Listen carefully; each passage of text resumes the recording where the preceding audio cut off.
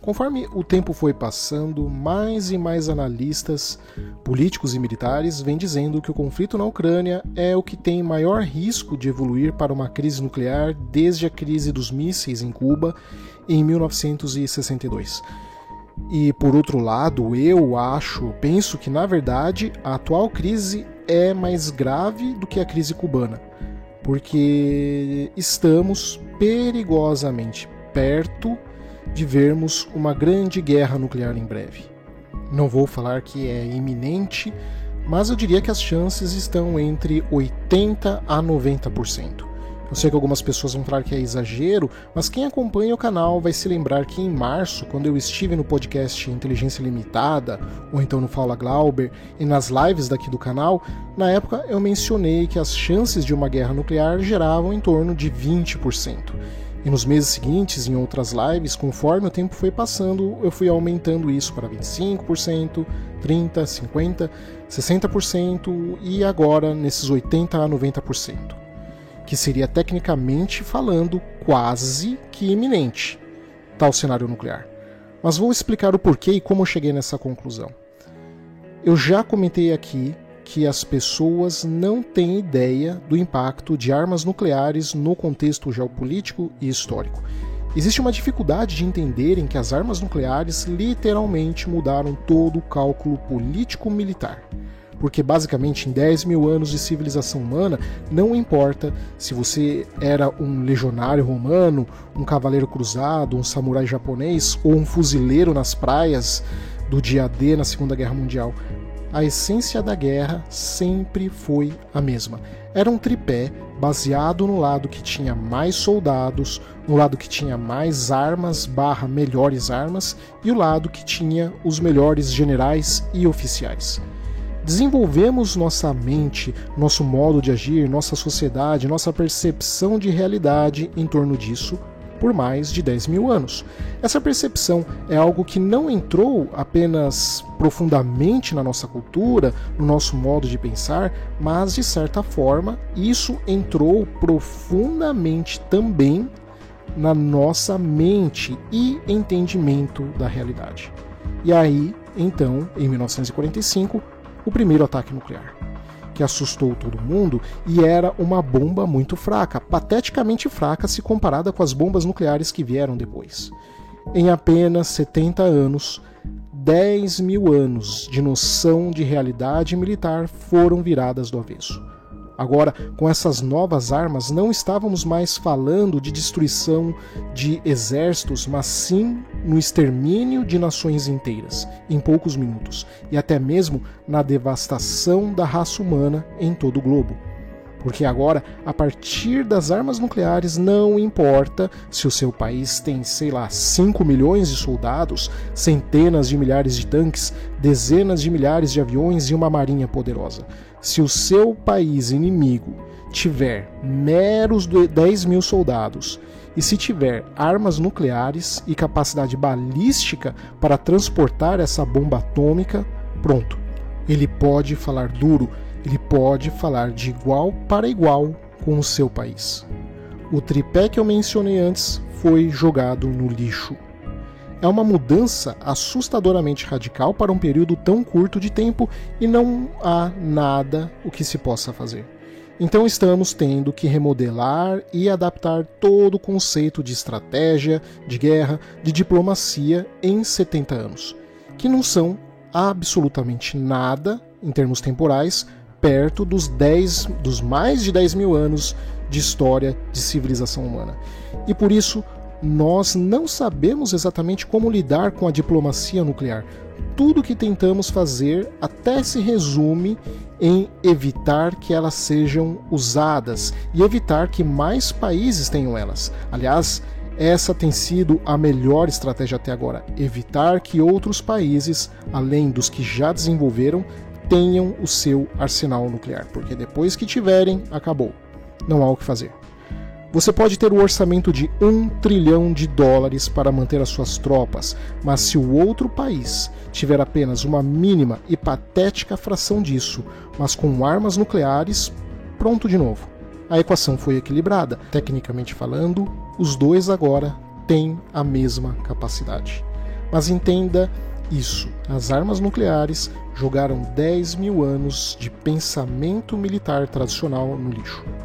Uma boa base do pensamento estratégico sobre a aplicação de armas nucleares vieram do cientista Herman Kahn, um cientista que nos anos 60 e 70 contribuiu pesadamente em Washington para desenvolver uma doutrina sobre isso, e que em 1962 publicou aquilo que poderíamos chamar de escada de escalada de 16 graus, que seria um passo em direção à escala no risco de um conflito nuclear. Mais tarde, em 1965, ele aprimorou essa escada para 44 degraus, onde você vai aumentando o grau de tensão e de risco de colapso nuclear a cada degrau dado.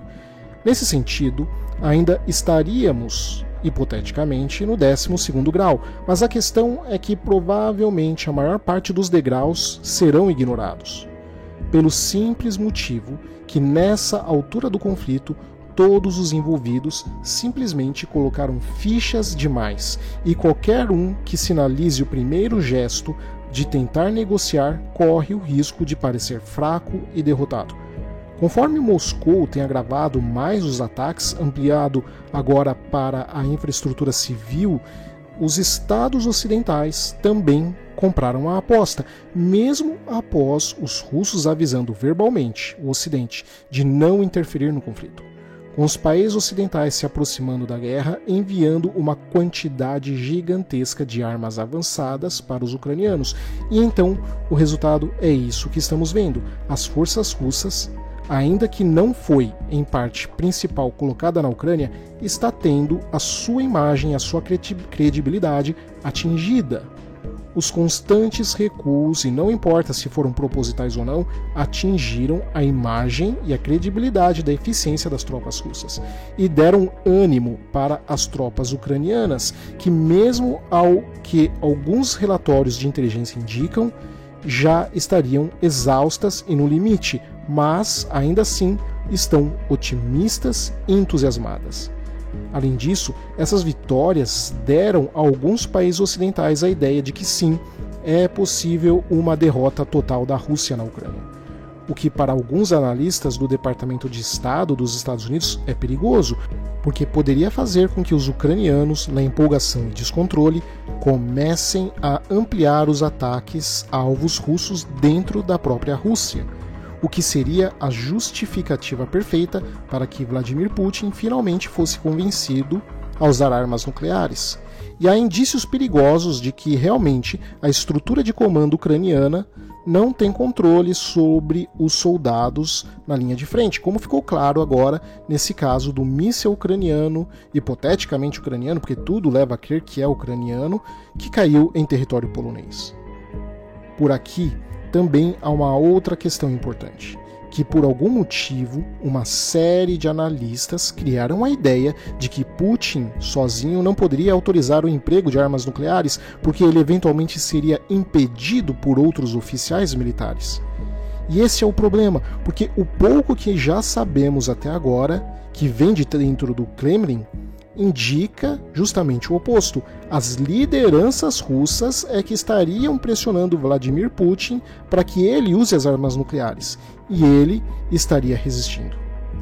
Nesse sentido, dentro da doutrina nuclear, se ela estiver correta, e digo se estiver correta porque nunca chegamos até aqui, veremos se a teoria será colocada em prática.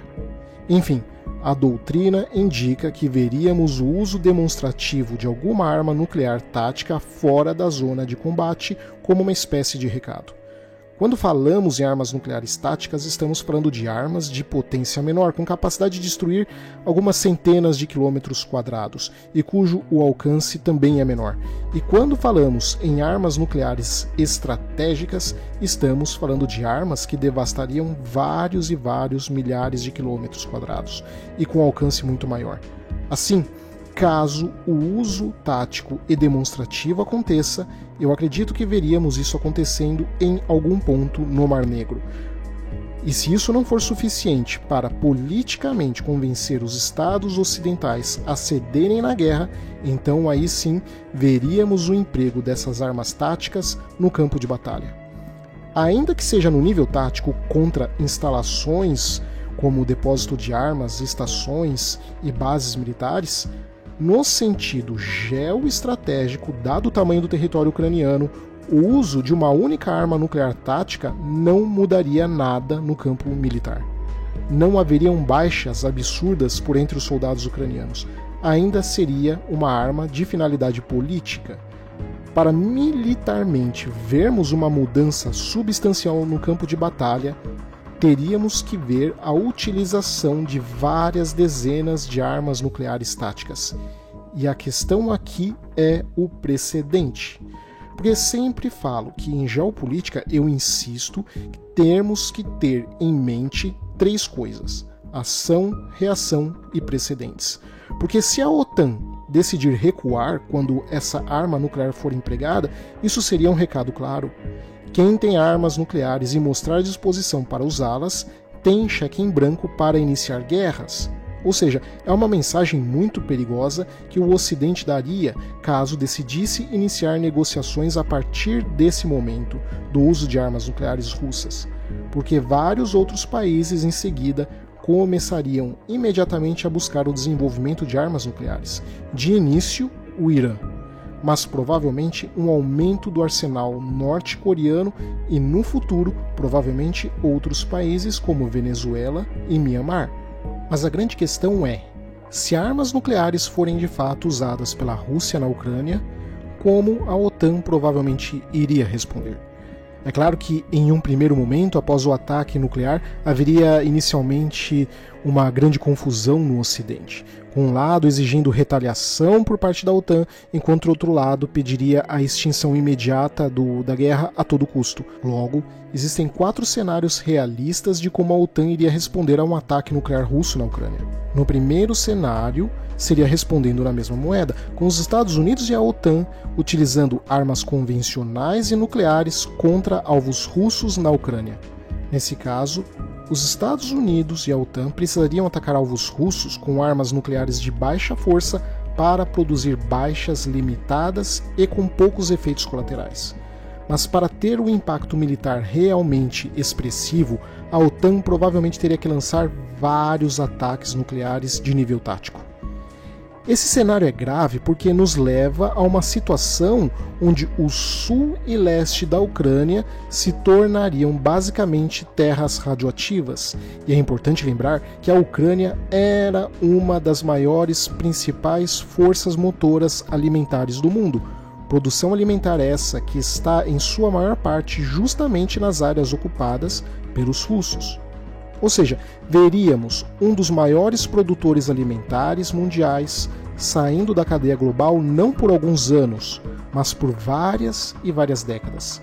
E para piorar, não há garantias de que, uma vez que os russos sejam atacados com bombas atômicas na Ucrânia, eles não iriam tentar levar esse conflito agora para a Europa e para os Estados Unidos. No segundo cenário, seria a resposta convencional, que eu até já abordei aqui no canal, que tem sido especulado por alguns oficiais militares dos Estados Unidos, onde, apesar dos perigos de escalar o conflito na Ucrânia para uma guerra entre OTAN e Rússia, os militares do Atlântico Norte iriam tentar repetir o que foi a Operação Tempestade no Deserto durante a Guerra do Golfo em 1990. A ideia nesse caso seria destruir a capacidade ofensiva russa dentro da Ucrânia sem atacar alvos russos dentro do território russo. Porém, tal como no primeiro cenário, há o enorme risco de que, caso os russos sejam ameaçados de uma derrota na Ucrânia, venham a usar armas nucleares como uma última defesa. Já no terceiro cenário, o cenário de que seria possível manter a atual situação, com os Estados Unidos e a OTAN mantendo o atual curso de operações, continuando a fornecer ajuda militar aos ucranianos sem escalar a guerra com ataques diretos contra a Rússia, apenas intensificando os tipos de equipamentos a serem enviados para a Ucrânia. Neste caso, o problema seria até onde os ucranianos, mesmo estando equipados pelo Ocidente, poderiam continuar indo, uma vez que agora sentiriam a pressão do uso de armas nucleares.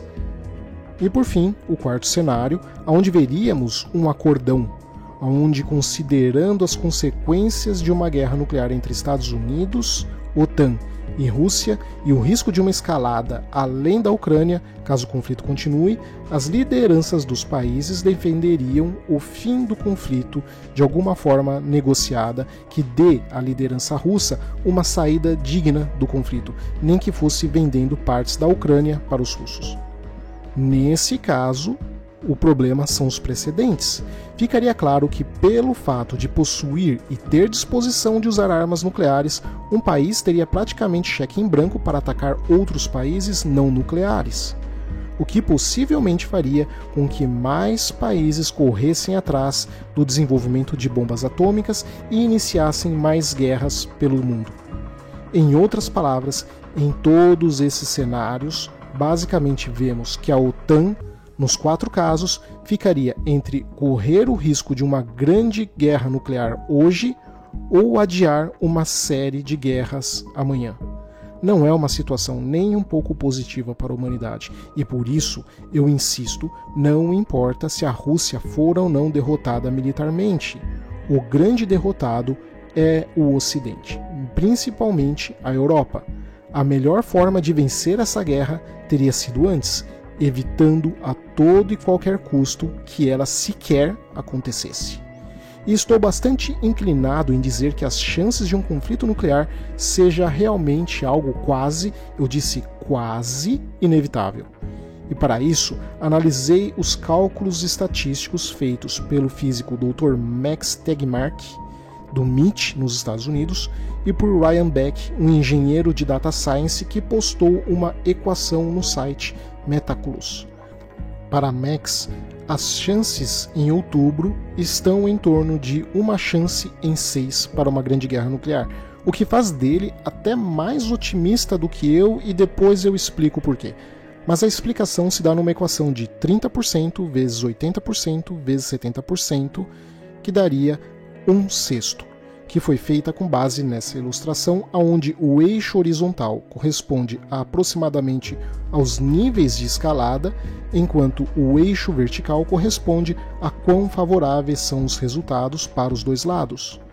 Para estimar as chances de que a atual situação termine em uma grande guerra nuclear entre OTAN e Rússia, que pode até mesmo causar um inverno nuclear e matar a maioria das pessoas na Terra, é igualmente importante saber quais são os outros resultados possíveis. Assim, os rótulos abreviados desses resultados nos quadrados cinza não devem ser interpretados literalmente, com o resultado Kosovo, aonde a separação é bem sucedida, Vietnã, aonde Golias é derrotado, Líbia, que seria uma guerra latente, Coreia, uma guerra congelada, e Finlândia, que seria a paz total. Na equação, ele não coloca Cuba, que seria uma invasão evitada por acordo negociado, porque agora ela já está fora das chances, uma vez que a guerra já começou. As elipses cinza representam situações relativamente curtas.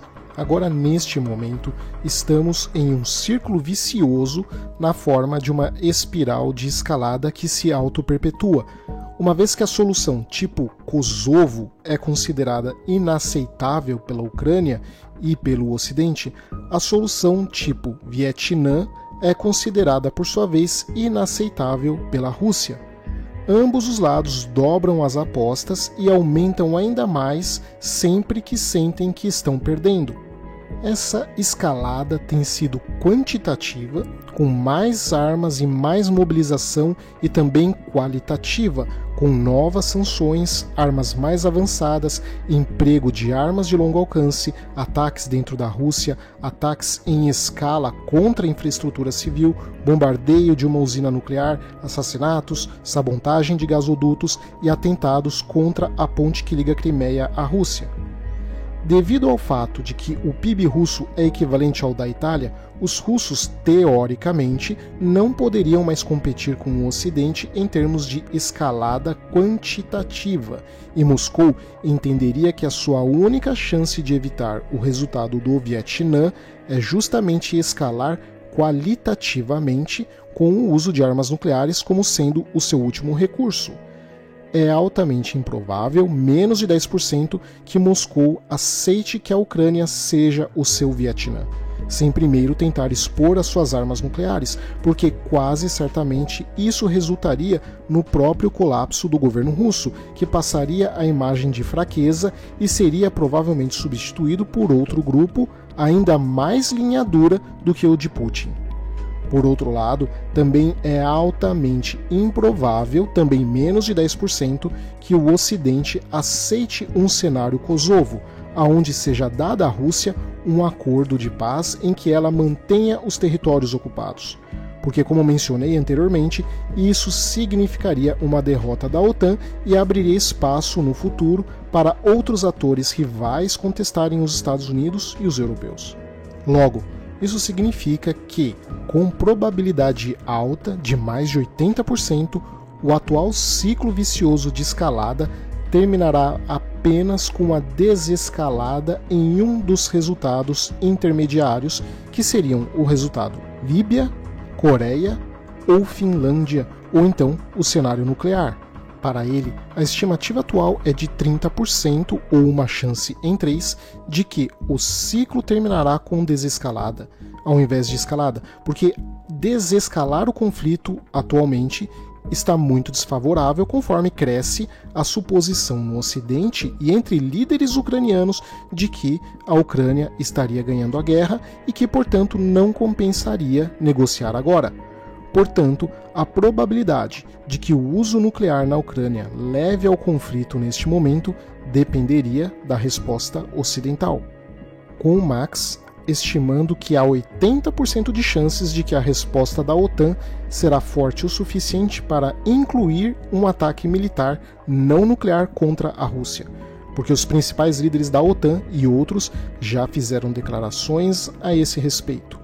Em resumo, a tese que lancei em vídeos anteriores de que a OTAN iria tentar copiar a Operação Tempestade no deserto, dessa vez na Ucrânia, se fortalece, sendo em sua equação que o cenário com 70% de chances dos russos contra-atacarem com ações retaliatórias que resultariam numa guerra nuclear total. No cenário um pouco menos provável, de 30%, de que o surto global traga os Estados Unidos e a Rússia de volta à beira do colapso e extinção, reduzindo a escalada para o lado esquerdo do diagrama, onde o resultado pode estar mais próximo do tipo Kosovo ou Vietnã, ou seja, depende de quem vai piscar primeiro.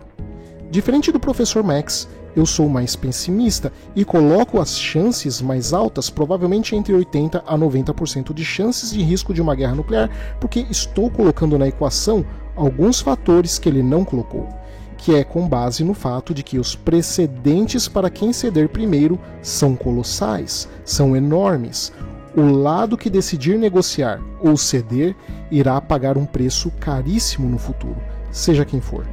Porque veja, se for a Rússia ceder, então Moscou verá toda a sua órbita de influência sendo contestada e disputada nas décadas seguintes, não só pelos países europeus e Estados Unidos, que sentirão que poderão avançar sobre áreas vizinhas da Rússia, mas também por outras forças emergentes, como Irã e Turquia, e até mesmo pela sua parceira, a China, e não só nas suas áreas ao redor, mas até mesmo dentro da própria Rússia, porque afinal de contas, as próximas décadas serão muito pesadas para os russos, pois conforme a sua população se aproxima da bomba demográfica e encolhimento assustador, a Rússia estará excessivamente enfraquecida e se ela não mostrar agora que está disposta a tudo, então países rivais e até aliados, entre aspas, irão tentar fatiá-la após esse colapso demográfico. Já para a OTAN, se ela ceder, a sua credibilidade, a credibilidade do bloco, ficará em dúvidas, o que irá alimentar a todos os países rivais ao redor do globo a tentarem desafiá-los no futuro, porque sentirão que dá para crescer em cima do Ocidente, porque simplesmente a OTAN não estaria disposta a entrar numa guerra. Então eu quero aqui que você preste muito atenção.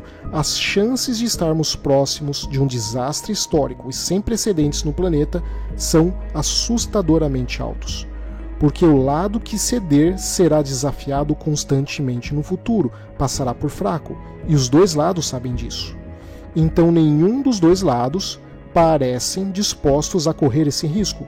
Ambos os lados se colocaram numa situação que a derrota, se não for agora, será no futuro e levará ao seu possível colapso.